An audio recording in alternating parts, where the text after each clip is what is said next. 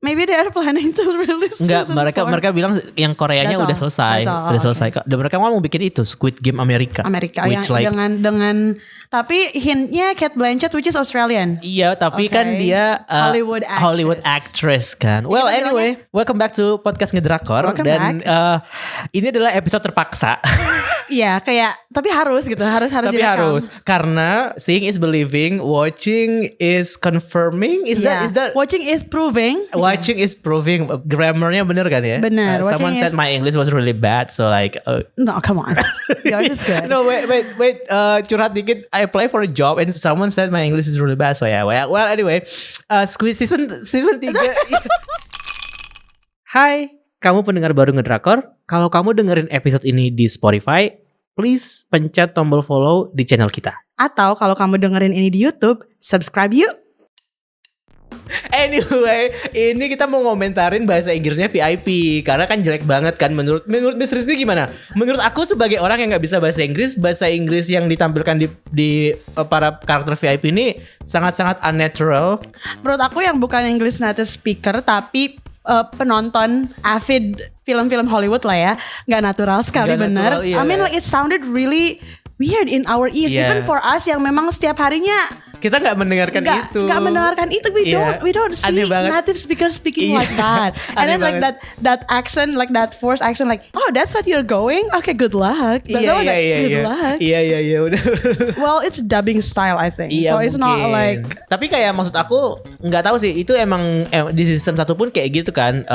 Dia menampilkan dubbing yang cukup nggak natural sih menurut aku. Tapi memang mungkin ada tujuannya ya. Everyone has their own opinion, but our opinion like it's clear enough karena Oh my god, nih, damage why? yang dibikin season 2 itu udah bener-bener menghancurkan itu sehingga di season 3 apapun plot twist yang tersedia tuh kayak ngapain? Iya. Bikin semua karakter arc tuh ngapain gitu ya. Lo it's not fair for watchers, you know what I mean, for viewers. Aku tuh pas pertama kali kan mereka ada bikin gala premier kan di LA. Terus pemberitaannya yang muncul setelah itu adalah respons episode 1 itu masif banget, tepuk tangannya kenceng banget, rame banget gitu kan.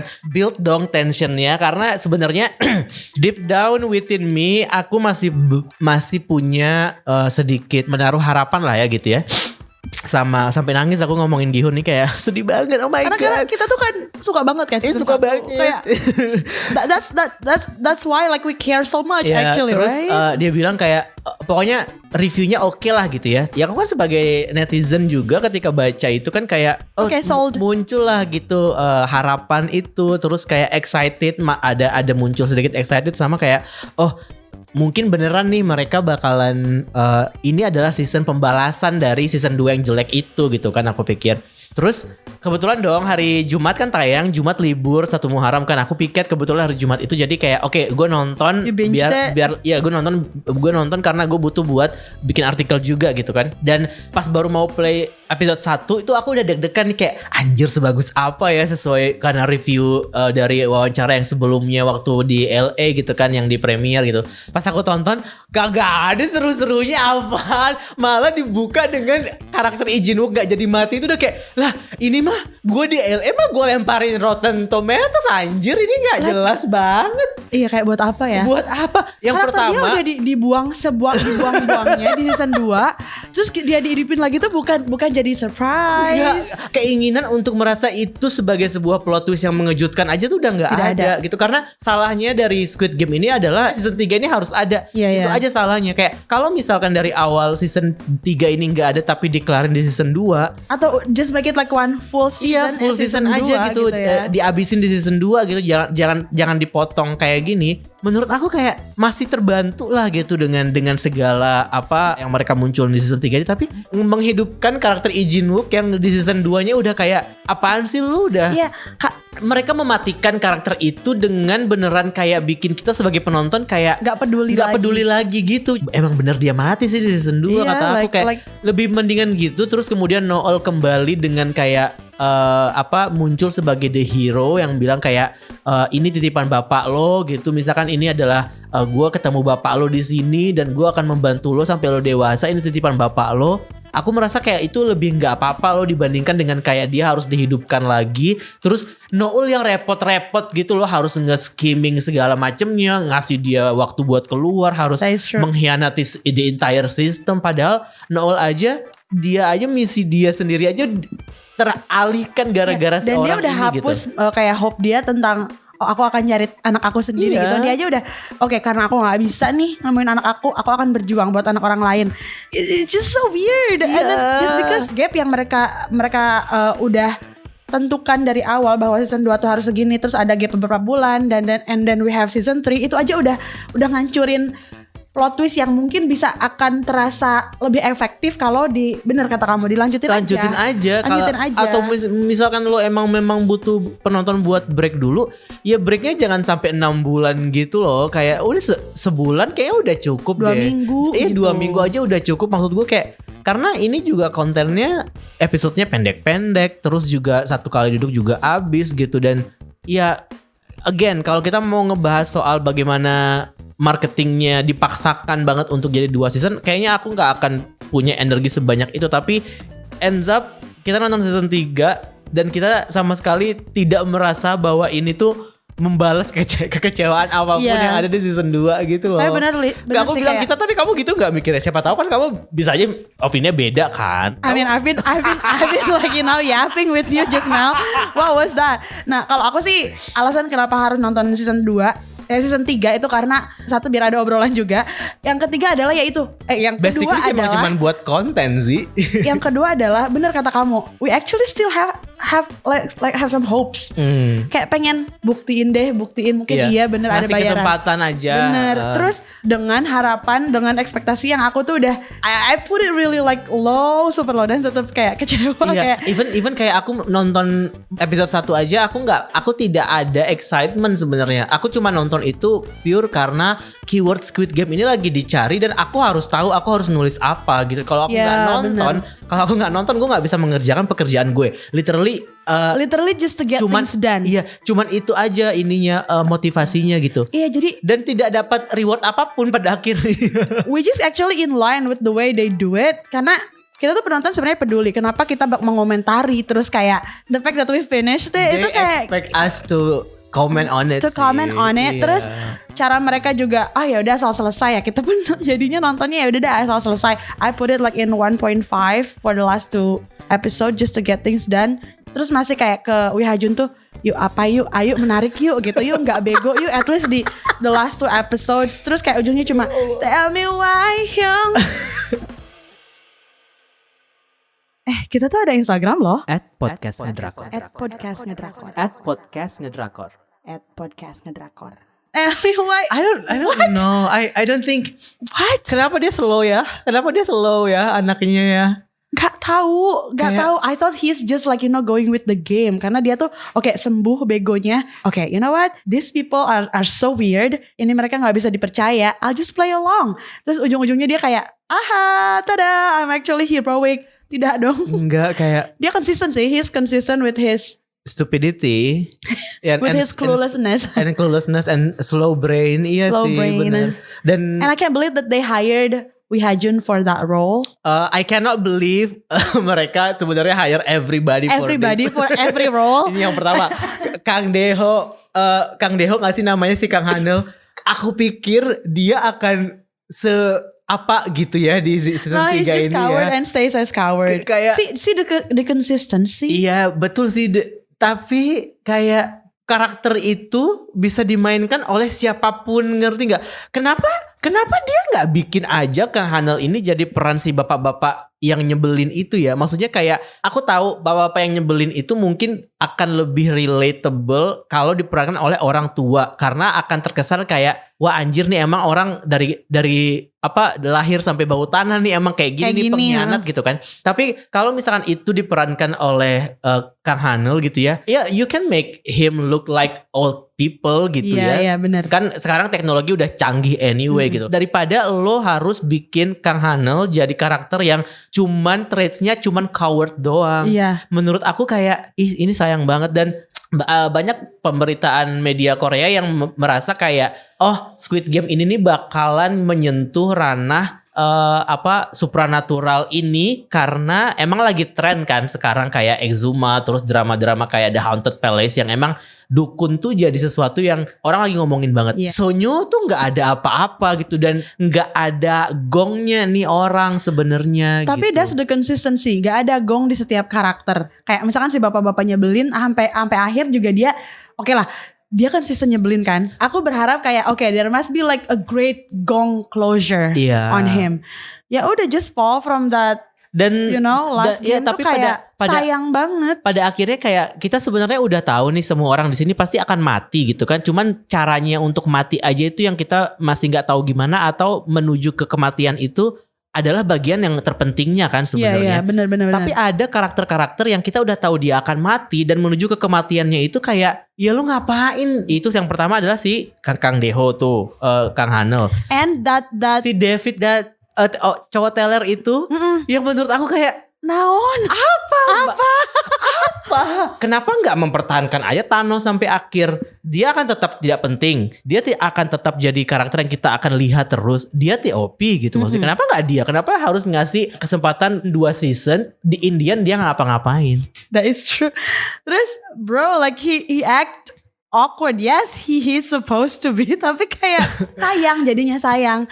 Karena I care about this. Kayak semua karakter itu, at least aku bisa menemukan ada 1-2 gitu yang ditulis secara kuat gitu ya, like a strong characteristic. Siwan aku suka. Gitu. Cuman kalau Siwan menurut aku yang sayang adalah kayak kemunculan dia di season 2 itu aja yang nggak ngasih kita ruang. It's weak. Iya, nggak ngasih kita ruang untuk yakin bahwa di season 3 ini dia akan jadi orang yang sangat penting gitu. Dia akan yang nge-carry ceritanya di akhir. Kayak randomly decided at the end. Iya udah kayak Siwan aja. Just because he can act. Karena mungkin yang ngebantu karakter Siwan yang mungkin bikin kamu oke nih, it's his acting, his strong performance at the end itu emang itu bagus sekali. It's just that everything is weird.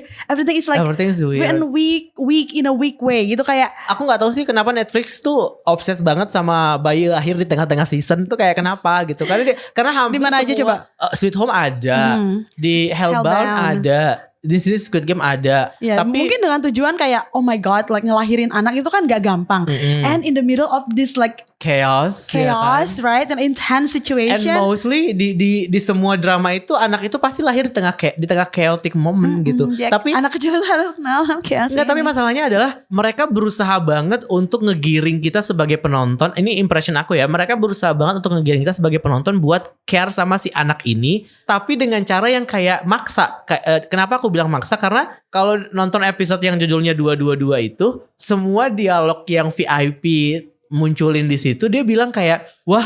Permainan ini jadi makin seru ya karena tiba-tiba si anak itu jadi pemain. Wah, kayak aku merasa this is so awkward. Dan terus you don't have to say that to make us feel like connected to the kid. Secara natural emang like we don't want to see a kid being butchered. Kita nggak mau yang kayak ya at least selamatin lah ini anak. Tapi cara mereka ngegiring kita ke sana itu kita tuh dipaksa as if like we don't have the capability to care.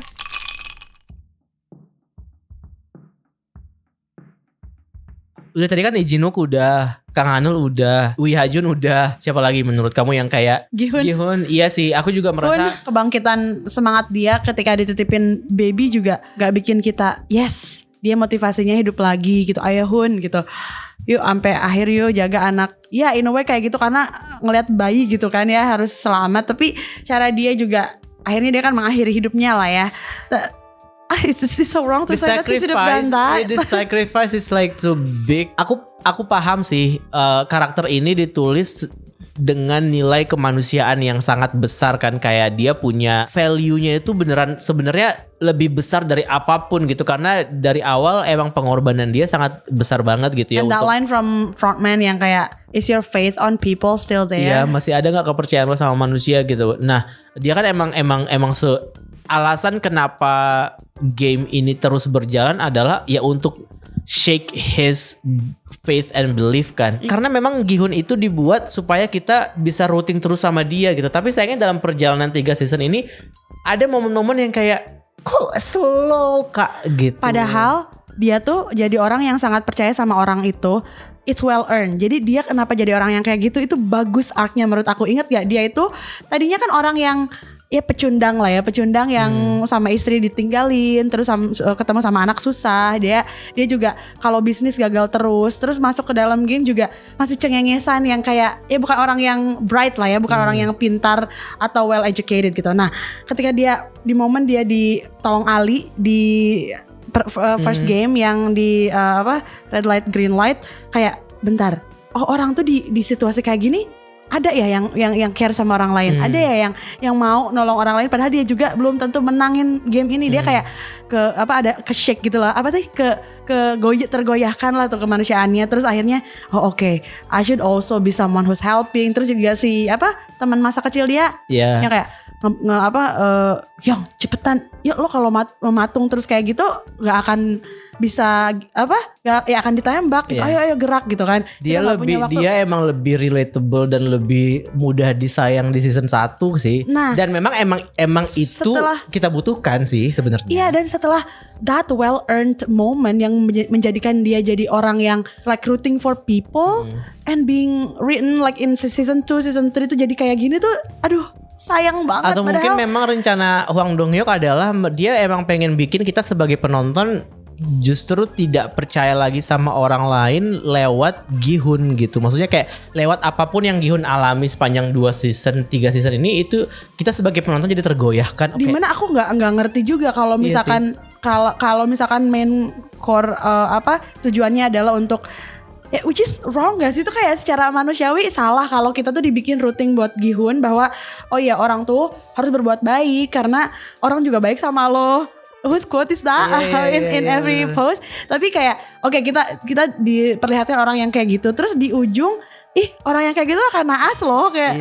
Iya. Itu pesan apa yang Hwang Dong-hyuk coba untuk sampaikan? Pesan realita, kehidupan pesan realita dunia, ya. Iya, mungkin itu sih. Kayaknya dia tuh kenal sama teman aku yang namanya Karon sih. Jadi Hwang Dong-hyuk itu temenan sama. Aku nggak tahu sih aku nggak tahu gimana harus memandang. Aku dari awal udah menyangka kayak kalau memang season 3 ini akan ada, Gi-hun harus mati menurut aku. Karena kalau Gi-hun gak mati, dia akan terjebak dalam sistem yang dia gak bisa ubah sama sekali. Kalau dia gak mati, dia harus berhadapan dengan Hwang In-ho yang memang dia pun juga udah nggak punya value dalam hidupnya gitu. Dia emang udah ngamang. Tapi Hwang In-ho menurut kamu bagus nggak ke cara dia memproyeksi karakter yang di ujung tuh dia antara kembali lagi kah ke menjadi orang yang baik? Aku sempat mempertanyakan itu. Aku sempat mempertanyakan keputusan kenapa dia harus nyamperin Jennie buat ngasih legacy ayahnya. Iya, legacy ayahnya dan uang itu. Dan si bayi ke adiknya. Iya, tapi itu tujuan dia bukan karena sebenarnya dia menjadi manusia lagi gitu loh, tapi itu tujuan dia memang buat trigger emosi dan trigger permasalahan baru. Memang ada momen dimana kita ditampilkan bahwa dia juga sempat ada di posisi seperti Gi-hun kan. Dia sempat ada di posisi yang kayak dihianati, desperate dan segala macam, sampai akhirnya dia juga melihat bahwa anjir lah, manusia itu emang gak bisa dipercaya gitu. Apalagi manusia orang-orang kaya ini emang gak bisa dipercaya. Jadi kayak let me be that bad person aja pada akhirnya. Nah tapi ada momen yang kayak seolah-olah kesannya dia muncul lagi nih kemanusiaannya gitu. Iya, karena otherwise kenapa dia nanya kamu masih percaya gak sih sama orang-orang? Cara dia bertanya kayak gitu tuh, it got me thinking. Ini secara personal ya, kayak pun orang-orang tuh masih bisa gak sih ada yang baik? Masih bisa gak sih ada kesempatan buat gue juga jadi baik lagi? Kalau is there any chance for nah kayak gitu kesannya. Iya betul. Aku kalau makanya di ujung tuh bentar ini tuh act of kindness gak sih? Di ujungnya apa makanya enggak? Kan tadi kamu sempat ngomong kayak gitu, tapi aku merasa itu tuh direct building buat ke Squid Game Amerika gitu loh. Karena kan si Jennie udah di Amerika nih sekarang tinggalnya kan. Right. Terus menurut aku harusnya kalau emang lo mau jadi orang baik, lo nggak perlu ngebawa benda itu ke Jennie, karena itu akan ngancurin hidup Jennie yang sekarang udah baik-baik saja sebenarnya. Right. Jadi benda itu diberikan ke Jennie bukan karena dia mau berniat baik, tapi emang dia berniat. Pada akhirnya Jennie akan bertanya, ini apa, ini punya siapa, bokap gue kenapa. Ketika dia tahu bokapnya kenapa, dia akan balas dendam sama orang ini, kemudian ikut Squid Game Amerika kan. Iya, dengan menjadi Gihunnya versi Amerika. Yes, menjadi Gihunnya The versi Rebellious. Amerika. Betul. What? Season 6? Six? It's so sick that it's season 6. What? I can't even. Aku merasa kalau aku jadi Juno ya, gue jadi polisi, terus gue hidup jadi kayak gini-gini aja, hidup gue biasa-biasa aja. Terus gue berjuang buat nyari kebenaran tentang kakak gue nggak menemukan apapun. Sekarang tiba-tiba gue dapet duit kayak, ya udah nggak sih, apalagi yang gue pikirin ya, gue jadi orang jahat aja udah gitu, kayak gue modalin aja. Tolong dong palak-palakin lah orang-orang ini nih, gue kasih duit kayak gitu aja nih, kayak vigilante aja udah gitu. Aku jadi Juno sih bakal gitu sih hidupnya. Karena emang dari awal aku gak punya moral kompas cuy. Iya kan? No, never. It's not even there. Tapi kayak aku sih bukan gak punya harapan ya, kayak ya udahlah mau jadi apapun mereka di luar. Bayangkan dia harus ngebesarin anak orang ya dari masih bayi kayak. Tapi kayaknya dia nggak bakal sih melakukan itu. Dia pasti akan, karena dia nggak punya moral kompas ya, dia pasti akan langsung kayak udahlah kasih aja si anak ini ke panti asuhan. Kayak nanti udah gede ambil lagi. Apa capability gue buat ngerawat dia juga, gue nggak tahu dia siapa gitu. Betul, kan. Nanti kalau udah gede di hire lagi buat jadi kaki tangan dia. Maksud aku kayak kenapa juga Inho sampai berpikiran untuk ngasih itu buat adiknya gitu loh. Kayak uang aja cukup menurut gue, nggak usah ngasih anak orang yang, ngerti gak sih? Kayak itu kan sebenarnya uang anak itu sih. Dia cuma gak tahu aja harus dikasih ke siapa. Oh, itu moral kompasnya Inho ya. Kayak kita harus jujur, lu menang permainan lu dapat uang gitu ya. Iya kan, emang sebenarnya sistem Squid Game itu di sana tuh konsisten sebenarnya terhadap rules gitu ya. Tapi kan bisa juga dia ngasih aja itu ke just random orphanage gitu loh. Kenapa harus ke adiknya? Kenapa lo udah bikin adik lo repot 2 season nyari lo dihianati sama orang, tenggelam hampir mati dan segala macem, ngasih beban lagi di ending. Ngasih beban suruh ngasuh anak lagi. Iya kan kayak. Ya bener sih. Udah yuk.